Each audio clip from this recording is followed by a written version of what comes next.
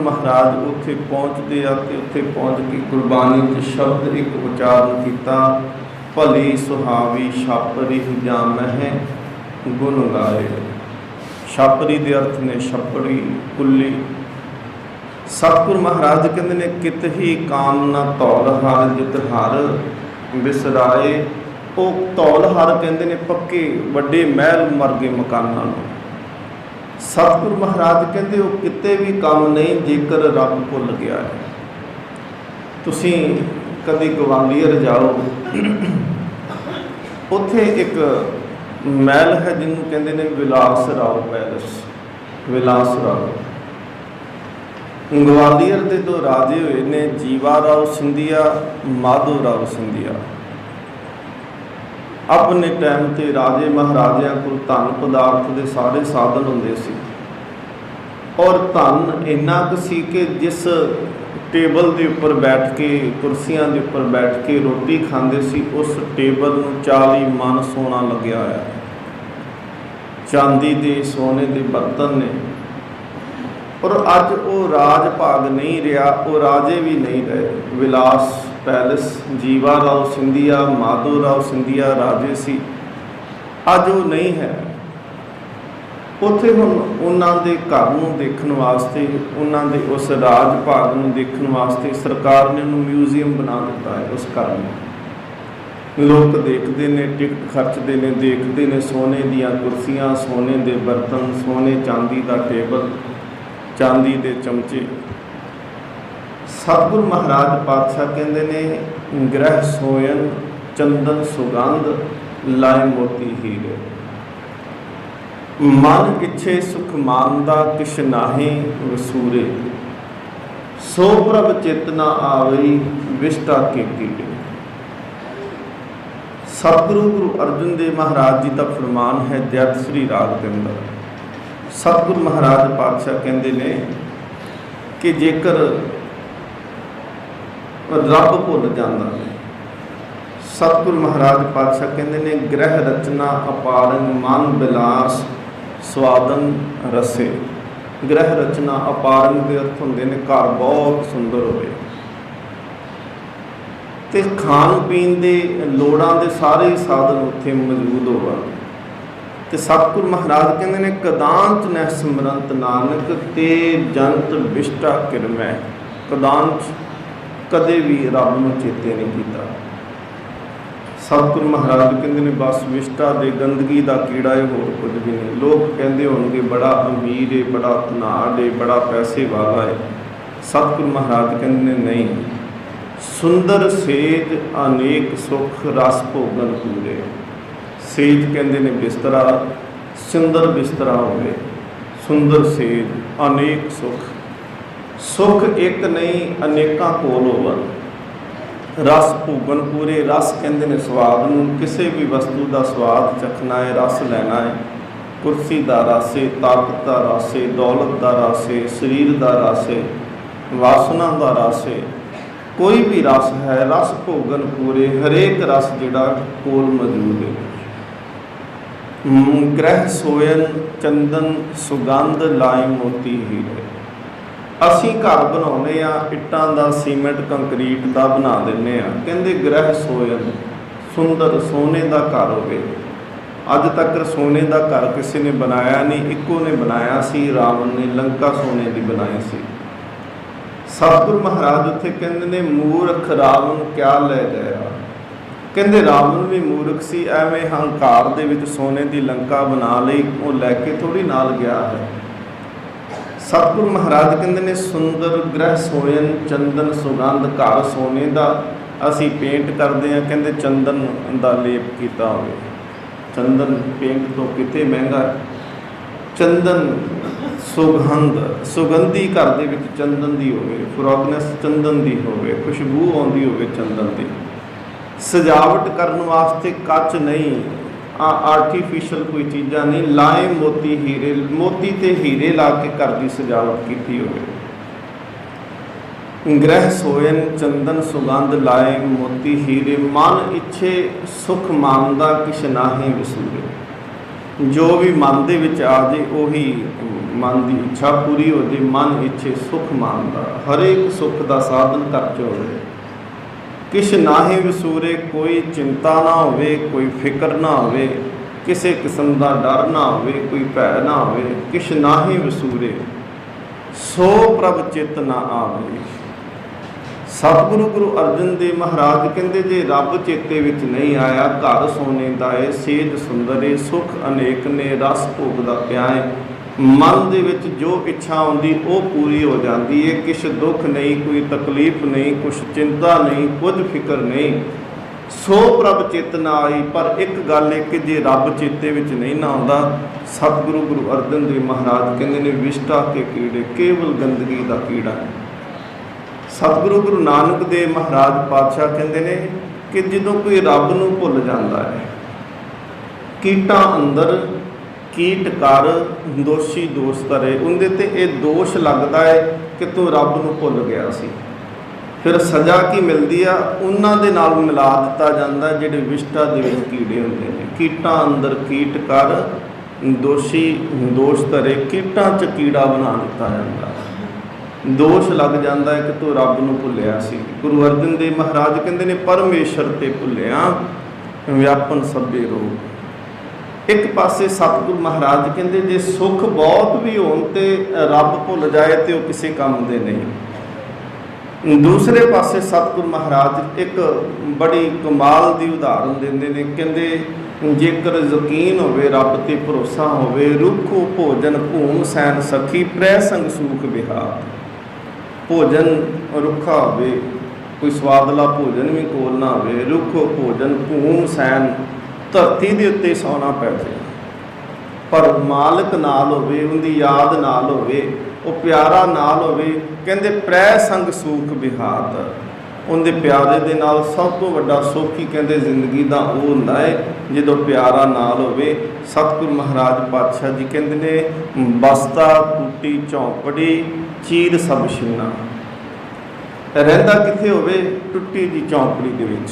चीर कहते आ कपड़ियां नूं, चीर सब छिन्ना, कपड़े भी फटे होवन। बसता टूटी झौंपड़ी, चीर सब छिन्ना, मित्र न इठ तन रूपहीन, किस साक न सिन्ना, जात न पातरो पात न आदरो, उद्यान परमीना। कोई उच्ची जात भी ना होवे, बंदा हंकार जात का भी कर लैंदा है कि मेरी जात बड़ी उच्ची आ। पत कोई इज्जत मान करने वाला भी ना होवे, कोई आदर भी ना देंदा होवे। उद्यान परमीना, उद्यान कहते ने उजाड़ दे विच, लोग शहरां च रहिंदे ने, कहते उजाड़ दे विच रहिंदा होवे, उद्यान परमीना। मित्र ना इठ तन रूपहीन, किस साक न सिन्ना, ना कोई मित्र होवे ना कोई रिश्तेदार होवे। फिर हंकार एक गल होर दा हो जांदा, कई बारी मित्रां ते हंकार हुंदा है कि फलाना मेरा मित्र है, फलाना मेरा दोस्त है, फलाना अफसर मैनूं जान पछाण वाला है। सतगुरु कहते ने यह भी ना होवे, इस गल का भी हंकार नहीं कर सकता कि मित्र मेरे बड़े वड्डे ने, रिश्तेदार मेरा बड़ी पहुँच वाला है।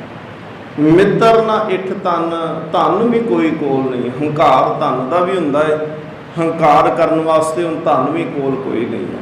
मित्र ना इठ धन रूपहीन, फिर हंकार हुंदा है रूप का कि मैं सोहना बहुत हाँ। सतगुरु महाराज कहते ने रूपहीन, रूप भी कोई चंगा नहीं, हंकार उस गल का भी नहीं कर सकता। किस साक ना सिन्ना, कोई साक सिन्ना, कोई साथी संगी वो भी कोई साथ देने वाला नहीं। सतगुरु महाराज पातशाह कहते ने पर हम देखो रूप भी कोल कोई नहीं, इज्जत भी कोई नहीं करता पिया, आदर कोई नहीं देंदा पिया, जात भी उच्ची नहीं, धन भी कोल कोई नहीं, बस्तर भी पाटे हुए पाए ने, रहिंदा भी कुल्ली दे विच पिया, शहर च भी नहीं रहिंदा, उजाड़ च उद्यान च रहिंदा पिया है। पर सतगुरु महाराज पातशाह कहते ने राजा सगली सृष्टि का हर नाम मन भिन्ना। वो सारी सृष्टि का राजा है जिंदे मन दे विच नाम वस गया, जिंदे मन दे विच रब वस गया। तिसकी धूड़ मन उदरे प्रभ होए सो प्रसन्ना। सतगुरु महाराज कहते जे उनके चरणों की धूड़ मिल जे, सतगुरु कहते जीवन सफला हो जाता है। एहो जही गुरसिख है भाई हेमा जी। भाई हेमा ਖਾਨ ਛਾਪਰੀ ਪਿੰਡ ਦੇ ਵਿੱਚ ਰਹਿੰਦੇ ਨੇ। ਦਿਹਾੜੀ ਕਰਨੀ, ਜੋ ਕੰਮ ਮਿਲ ਜਾਣਾ ਕਰ ਲੈਣਾ, ਜੋ ਪੈਸੇ ਚਾਰ ਮਿਲਣੇ ਪ੍ਰਸ਼ਾਦਾ ਪਾਣੀ ਛਕ ਲੈਣਾ। ਸਤਿਗੁਰੂ ਗੁਰੂ ਅਰਜਨ ਦੇਵ ਮਹਾਰਾਜ ਪਾਤਸ਼ਾਹ ਜੀ ਦੀ ਬਾਣੀ ਰੋਜ਼ ਪੜ੍ਹਨੀ, ਸੁਖਮਨੀ ਸਾਹਿਬ ਦਾ ਪਾਠ ਜ਼ਰੂਰ ਕਰਨਾ ਰੋਜ਼। ਇੱਕ ਦਿਨ ਸ਼ਾਮ ਦਾ ਸਮਾਂ ਹੈ ਤੇ ਬਾਰਿਸ਼ ਪੈ ਕੇ ਹਟੀ ਹੈ, ਕੁਝ ਥੋੜੀ ਅਜੇ ਪੈਂਦੀ ਪਈ ਹੈ, ਚਿੱਕੜ ਹੋ ਚੁੱਕਿਆ ਗਲੀਆਂ ਦੇ ਵਿੱਚ। ਆਪਣੀ ਛਪਰੀ ਆਪਣੀ ਕੁੱਲੀ ਦੇ ਵਿੱਚ ਬੈਠੇ ਨੇ ਤੇ ਬਾਣੀ ਪੜ੍ਹਦੇ ਪਏ ਨੇ। ਤੇ ਬਾਣੀ ਪੜ੍ਹਦਿਆਂ ਮਨ ਦੇ ਵਿੱਚ ਖਿਆਲ ਪੈਦਾ ਹੋ ਗਿਆ ਕਿ ਧੰਨ ਗੁਰੂ ਅਰਜਨ ਦੇਵ ਮਹਾਰਾਜ ਤੁਸੀਂ ਤਾਂ ਗਰੀਬ ਨਵਾਜ਼ ਹੋ, ਤੁਸੀਂ ਕਿਰਪਾ ਕਰੋ ਇਸ ਗਰੀਬ ਤੇ ਤਰਸ ਕਰਕੇ ਦਰਸ਼ਨ ਦਿਓ। ਇੱਧਰੋਂ ਮਨ ਦੇ ਵਿੱਚ ਭਾਵਨਾ ਬਣਦੀ ਹੈ ਤੇ ਉੱਧਰੋਂ ਧੰਨ ਗੁਰੂ ਅਰਜਨ ਦੇਵ ਮਹਾਰਾਜ ਪਾਤਸ਼ਾਹ ਤਰਨਤਾਰਨ ਸਾਹਿਬ ਦੀ ਧਰਤੀ ਤੇ ਆ। ਸਤਿਗੁਰੂ ਮਹਾਰਾਜ ਪਾਤਸ਼ਾਹ ਜੀ ਨੇ ਗੁਰਸਿੱਖਾਂ ਨੂੰ ਨਾਲ ਲਿਆ ਤੇ ਸਤਿਗੁਰੂ ਮਹਾਰਾਜ ਤੁਰ ਪਏ ਮੀਂਹ ਪੈਂਦੇ ਦੇ ਵਿੱਚ ਹੀ। ਖਾਨ ਛਾਪਰੀ ਪਹੁੰਚੇ। ਸਤਿਗੁਰੂ ਮਹਾਰਾਜ ਪਾਤਸ਼ਾਹ ਜੀ ਨੇ ਸਿੱਖ ਨੂੰ ਕਿਹਾ ਕਿ ਇਹ ਕੁੱਲੀ ਦਾ ਦਰਵਾਜ਼ਾ ਖੜਕਾਓ, ਖੋਲ੍ਹੋ ਦਰਵਾਜ਼ਾ।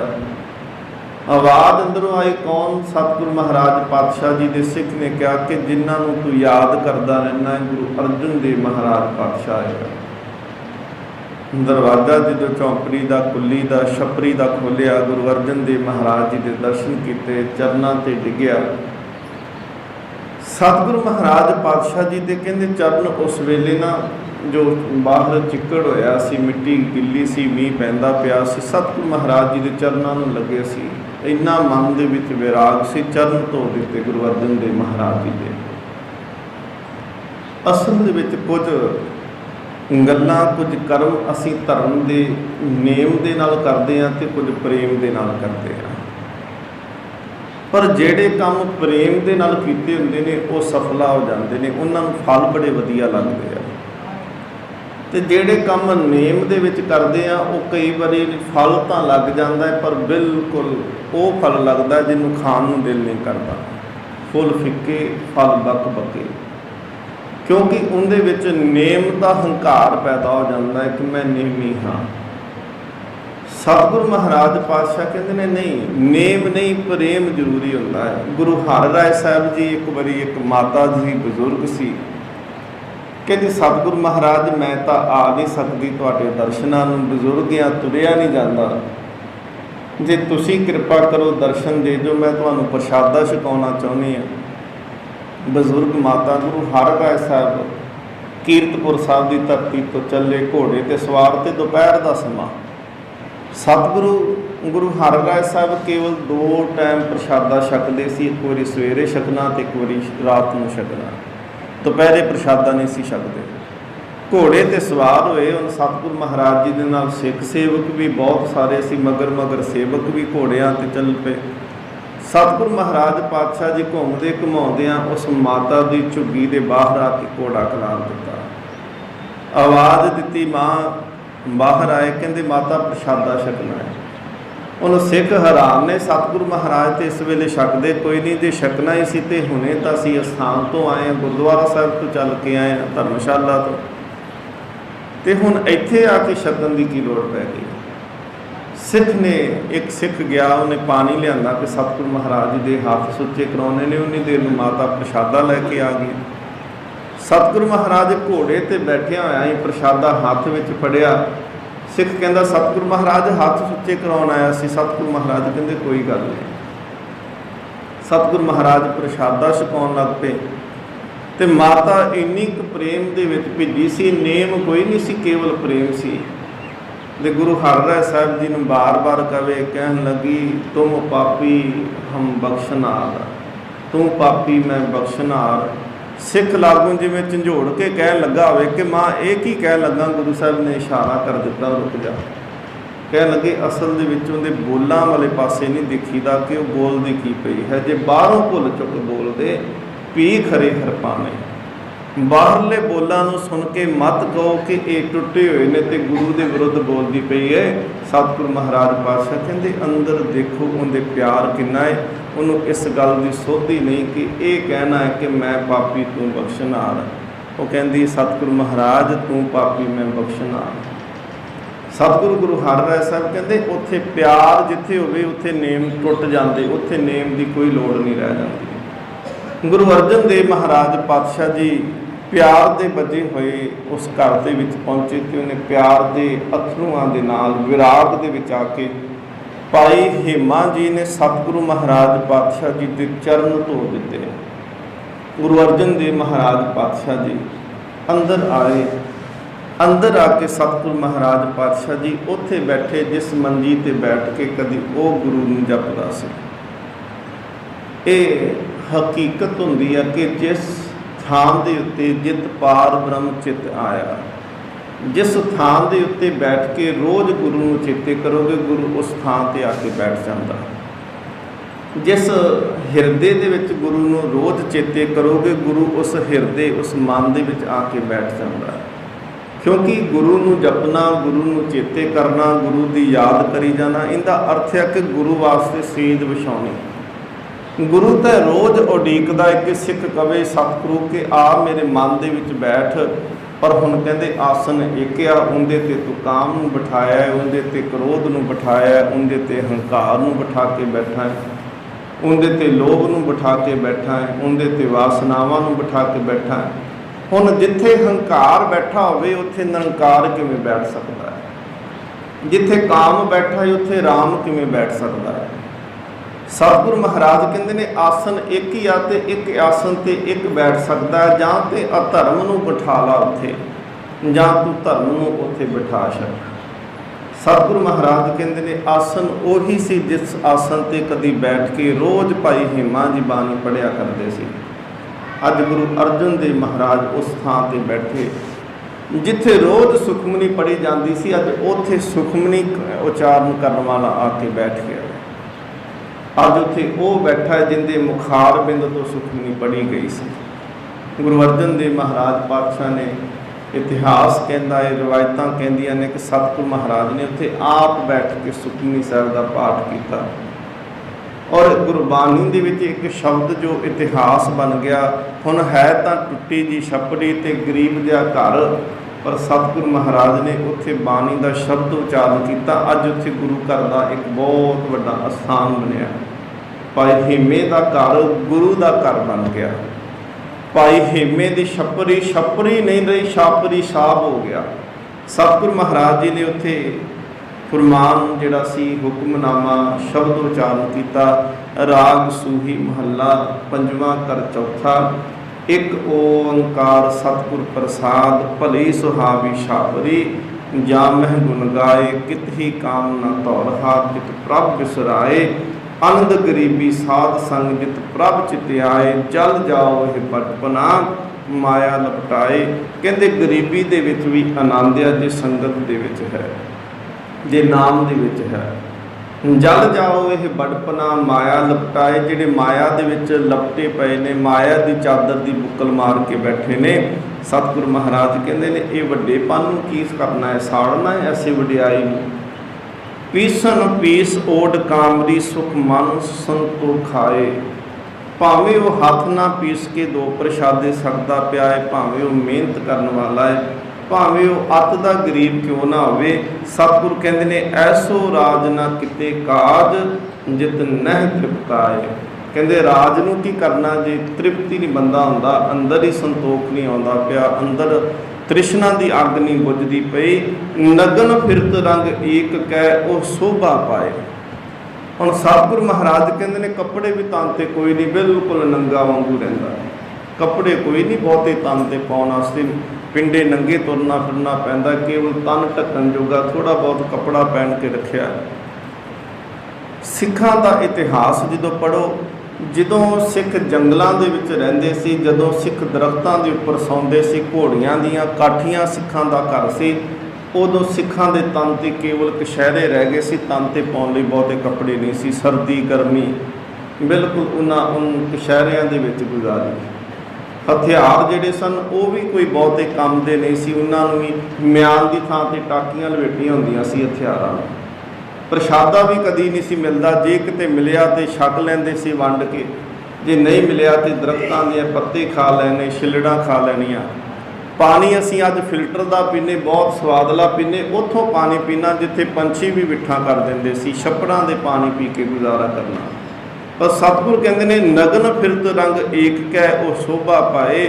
उन्हां दी वडियाई अज भी हुंदी पई अते कल जुगां जुगंतरां तक रहनी आ। पाट पटंबर बिरथियां हंजह रच लुभाए। पाट कहते ने रेशम नूं। हुण जे शरीर के उत्ते रेशम का कपड़ा भी पाया होवे तो सतगुरु महाराज कहते वो भी व्यर्थ आ जे रब भुल गया है। सतगुरु गुरु अर्जन देव महाराज कहते ने जित पार ब्रह्म चित आया, जिस थां ते जिस जगह ते रब चित्ते आ जाए। हुण सतगुरु महाराज पातशाह कहते ने संगत नूं बड़ी वडियाई दित्ती, कहण लगे विच संगत हर प्रभ वसे जी। जे सानू कोई पुछे रब कित्थे रहिंदा, असीं कहने आ सचखंड दे विच रब रहिंदा है। ते सतगुरु महाराज जी की बाणी कहती है कि रब संगत दे विच रहिंदा। इहदा मतलब कि संगत जिहड़ी आ, सतगुरु महाराज कहते संगत सचखंड है ते सचखंड दे विच सचखंड वसे निरंकार कर कर वेखे नदर निहाल विच संगत हर प्रभ वसे जियो। संगत दे विच बैठ के जपिया होया नाम कदी भी व्यर्थ नहीं जाता। सतगुरु महाराज कहते जिथे बैठिया रब चेते आ जे, रब की याद आ जे, सिमरन हो जे, वाहिगुरू मुखों निकल जाए, सो घर दईए वसाया।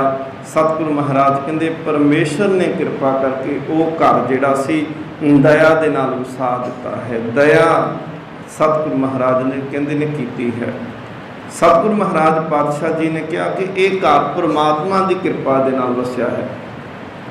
सतगुरु महाराज पातशाह जी ने असल दे विच ये जिहड़ा शब्द है ये उस वेले भी उचारण किया जदों हरमंदर साहिब जिहड़ा सी बन के तैयार हो गया सी। सतगुरु कहते ने सुख सागर गुर पाया। सुख ते सागर, सुखां दा समुंदर जिहड़ा सी वो गुर पाया। वो गुरु सुखां दा समुंदर है ते हुण गुरु मिल गया है तां सहसा सगल मिटाया। जिन्ने भी अंदर सहसे सी, जिन्ने भी अंदर शंके सी, जिन्ने अंदर भरम सी, जिन्नी अंदर भटकना सी, कहंदे वो सारी ही खत्म हो गई। हर के नाम की वडियाई, कहंदे ये असल दे विच परमात्मा दे नाम दी अपनी ही वडियाई है। ते जेड़ा उस वडियाई नूं गाउंदा है, आठ पहर गुण गाई। अठे पहर जेड़ा उस वडियाई नूं गाउंदा है, परमात्मा दी उस्तत करदा है। सतगुरु महाराज कहते ने गुर पूरे ते पाई रहाओ। ये वडियाई गुरु पूरन गुरु तो प्राप्त होंदी है ते वडियाई करन वाला उस परमात्मा का रूप हो जाता है। जेड़ा परमात्मा की वडियाई करता है सतगुरु महाराज उनकी शोभा जगत विच करा देंदे ने। जिस नीच को कोई न जाने, नाम जपत ओह चौं कुंट माने। प्रभ की अकथ कहानी। सतगुरु महाराज कहते उस मालिक परमात्मा की कहानी के इत्थे अर्थ ने कि उनकी महिमा, उनकी वडियाई। सतगुरु महाराज कहते ने बयान तो परे है। अकथ के अर्थ होंदे ने जिन्हों कथन नहीं किया जा सकता, जिन्हों लफ्ज़ों के विच बयान नहीं किया जा सकता, अखरां दे विच लिखिया नहीं जा सकता। सतगुरु कहते ने जन बोले अमृत बाणी। गुरु दे प्यारे परमात्मा दे भगत जिहड़े ने, जन जिहड़े ने, सेवक जिहड़े ने, वो उस मालिक की बाणी नूं गौना करते ने। नानक दास वखानी। गुरु अर्जन देव महाराज पातशाह कहते ने मैं नानक ने, उस परमात्मा दे सेवक ने, उस परमात्मा वाहिगुरू दे दास ने। ये वखियानी तो भाव है कि इस गल नूं आखदा पिया हाँ, ये बाणी उचारण करदा पिया हाँ। गुर पूरे ते जानी कि गुरु पूर्ण गुरु जिस दिन मिलता है उनके राही ये दात प्राप्त होती है। फिर परमात्मा की कृपा वरतदी है, परमात्मा चित्त दे विच आके टिकदा है। तो जिस चित्त दे विच आके परमात्मा टिकदा है, सतगुरु महाराज कहते हैं वो चित्त, वो घर, वो जीवन सफला हो जाता है। सतगुरु महाराज पातशाह बख्शिश रहमत करन। गुरु साहब कहते हैं सुखां दा सागर गुरु है तो गुरु तो सुख मिलते हैं, पर मिलणगे तां जेकर असीं गुरु गुरु जपना करांगे, गुरु के अनुसारी होकर चलांगे। जो गुरु उपदेश दिंदा है उस उपदेश से तुरांगे तां जीवन भी सफला होएगा तो जिंदगी दे विच सुख भी होणगे। जन्म ते मरण भी सवारिया जाता है। लोक सुखीए पर लोग सुहेले हो जाते हैं। सतगुरु महाराज पातशाह बख्शिश रहमत करन। बाणी पढ़द्या होया जीवन सफला हो जाए, बोलद्या होया बेअंत भुलां दी खिमा। मिलाओ फतेह आखो जी। वाहिगुरू जी का खालसा वाहिगुरू